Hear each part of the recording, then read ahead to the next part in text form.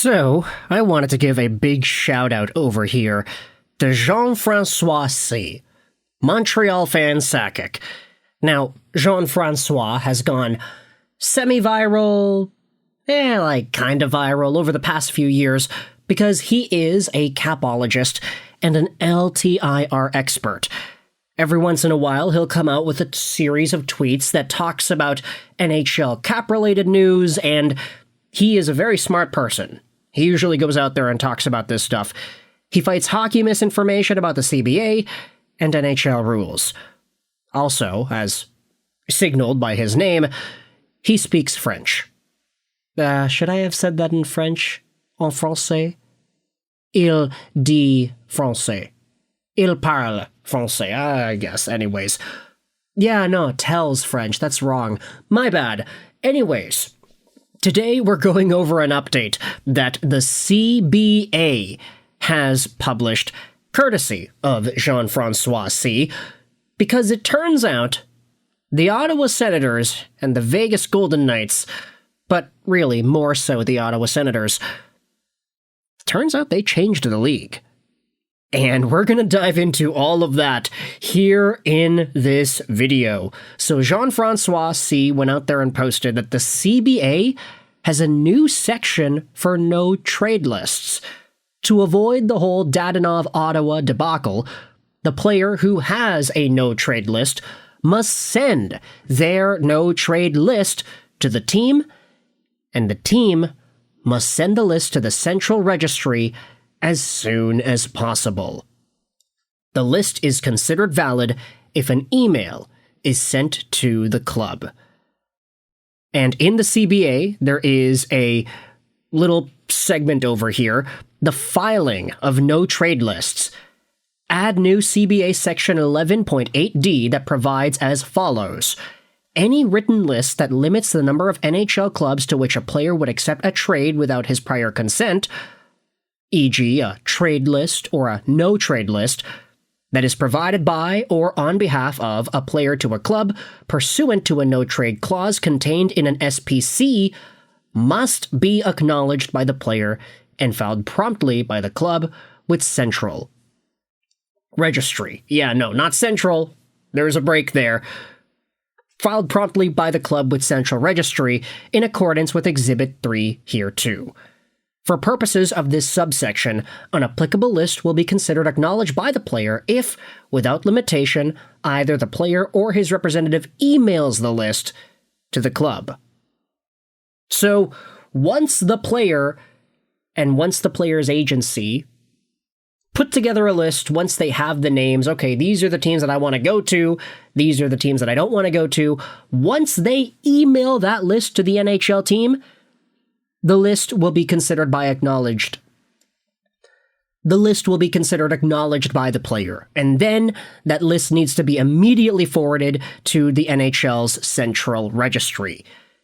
This is being put in place because of that Dadonov Ottawa situation. And one of the top replies, it goes out there and says, the fact that this wasn't already how it's done is shocking.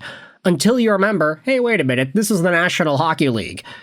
So for those of y'all who might be newer hockey fans, and I say like newer as in really newer, this literally happened just 2 years ago, I wanted to go out there and revisit the situation from 2 years ago, November 3rd, 2023. This was an article posted by Greg Wyszynski, and it talks about how the Ottawa Senators are forfeiting a draft pick over the invalidated Evgeni Dadonov trade. And heck, the trade itself was in 2021, so this is even further back. You might not remember this, but the entire article will dive into it here.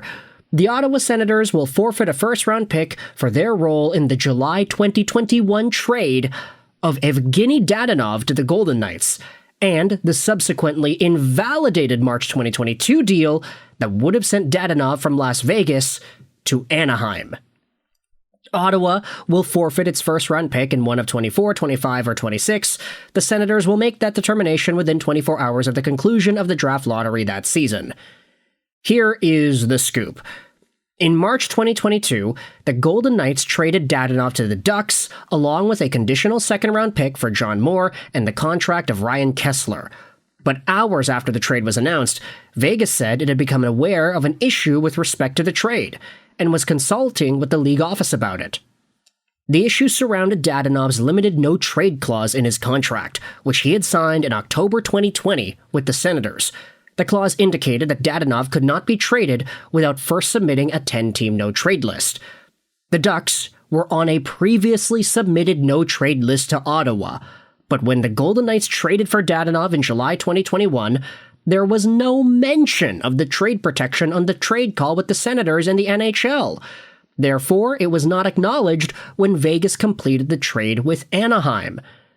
Golden Knights management met with the NHL in 2022 about the situation, seeking some level of discipline for the Senators. "We appreciate the league's diligence on this matter and respect the decision," the Golden Knights said in a Wednesday statement. Las Vegas, okay, that's a really weird way to put it. They traded Dadonov to Montreal for Shea Weber. Dadonov had then played for Dallas, and then he, scored points.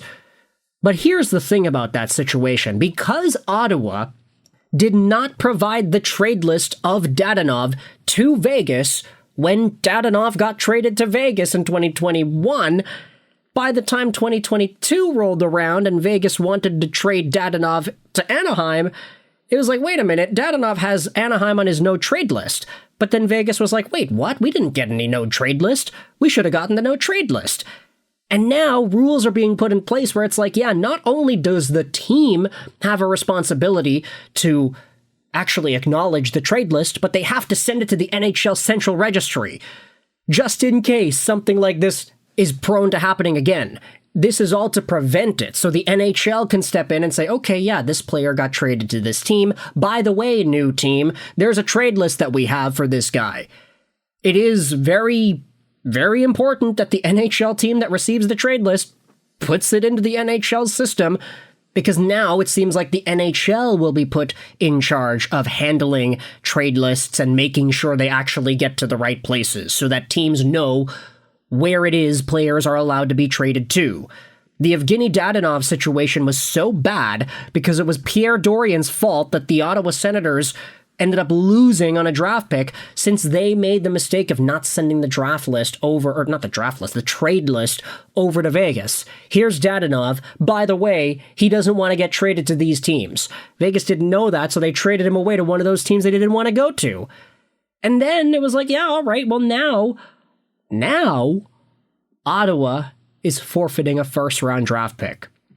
And this plays very well into the conversation we had 2 weeks ago. We spoke about this on the YouTube channel after the first day of free agency, where apparently the Ottawa Senators were pissed off at the Golden Knights for all the Mitch Marner stuff. Why was that? Well, it was written out by Bruce Garriock that apparently the Ottawa Senators, they could be feeling very frustrated because they got away with tampering. The Golden Knights did, that is. The Ottawa Senators are like, wait a minute, Vegas screwed us over by doing this entire trade thing, and we lost a first-round pick because of it. Now they're tampering by talking about Mitch Marner and talking to Marner before the free agency begins? Then they get a trade done? That's tampering, man. What the hell? And, of course, we're not going to reopen that many old wounds with Mitch Marner and Vegas or whatever, but this shrapnel of a Dadonov situation from 2, 3, 4 years ago, it's still haunting Ottawa. But now, the rules have been put in place to make sure it doesn't happen again. So, yeah, the NHL's kind of making an example out of the Ottawa Senators here. So with that in mind, let me know your thoughts in the comments section below about the Dadonov trade situation, how this affects the rest of the NHL, the rule changes in general. I hope you enjoyed this video, and bye.